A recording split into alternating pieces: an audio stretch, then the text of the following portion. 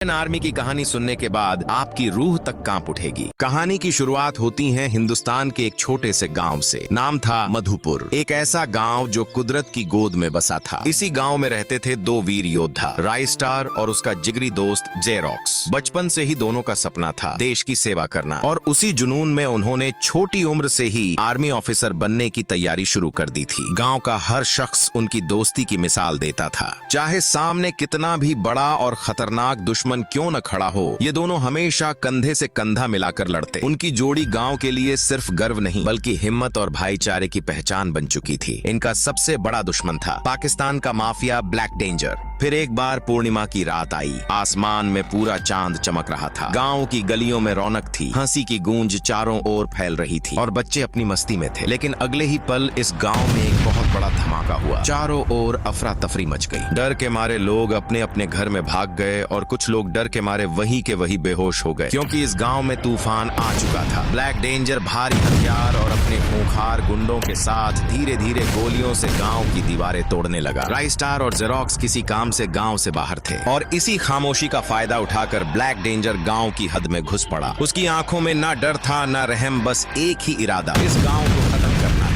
Black danger दीवार तोड़ के गांव में घुस गया। हर किसी के घर में घुस घुस के मौत के घाट उतार दिया। पूरे गांव में अफरा तफरी मच गई। लेकिन ब्लैक डेंजर ने एक एक करके आधे गांव को जिंदा लाश बना दिया। कुछ गांव वाले डर से नहीं बल्कि हिम्मत जुटाकर अंधेरे में बिना आवाज किए गांव से निकल पड़े। वे सीधे राइस्टार तक पहुंचे। राइस्टार ने जैसे ही सब सुना उसका दिल दहल गया। कदम लड़खड़ा गए और वो नीचे गिर पड़ा। राइस्टार तुरंत गांव में गया। चारों ओर सिर्फ लाशें ही लाशें पड़ी हुई थी। राइस्टार ने अपनी गन उठाकर एक एक दुश्मन को मौत की नींद सुला दी। लेकिन ब्लैक डेंजर एक पेड़ के पीछे छुपा हुआ था। उसने अचानक से एक गोली चलाई और राइस्टार का सर धड़ से अलग कर दिया। अगले दिन जब जेरोक्स को इसके बारे में पता चला, उसके होश उड़ गए और वही गिर पड़ा और फूट फूट कर रोने लगा। जेरोक्स बोला, अगर ब्लैक डेंजर ने इस बार गांव में पैर रखा तो सिर्फ यहाँ से उसकी कटी हुई लाश बाहर जाएगी। फिर एक पूर्णिमा की रात आई। ब्लैक डेंजर गाँव में घुस पड़ा। उसने बहुत सारे गाँव के लोगों को मौत के घाट उतार दिया। लेकिन अचानक से सामने जेरोक्स आ गया। लेकिन जेरोक्स कुछ कर पाता उसके पहले ही उसे एक ही वार में बेहोश कर दिया। पूरे गांव में डर का माहौल छा गया। सब लोग अपनी जान की भीख मांगने लगे। लेकिन अचानक से सामने राइस्टार की आत्मा आ जाती है और सीधा जेरोक्स के शरीर में घुस जाती है। जैसे ही जेरोक्स खड़ा हुआ, वो आधा राइस्टार बन चुका था। ब्लैक डेंजर जैसे ही हमला करने सामने आता है, राइस्टार दूर पड़ी गन उठाता है और ब्लैक डेंजर का सर धड़ से अलग कर देता है। तो दोस्तों, आप लोग भी एक सच्चे हिंदुस्तानी हो तो इसी वक्त चैनल को सब्सक्राइब करो और कमेंट में अपने नाम के पीछे जय हिंद लिखना मत भूलना।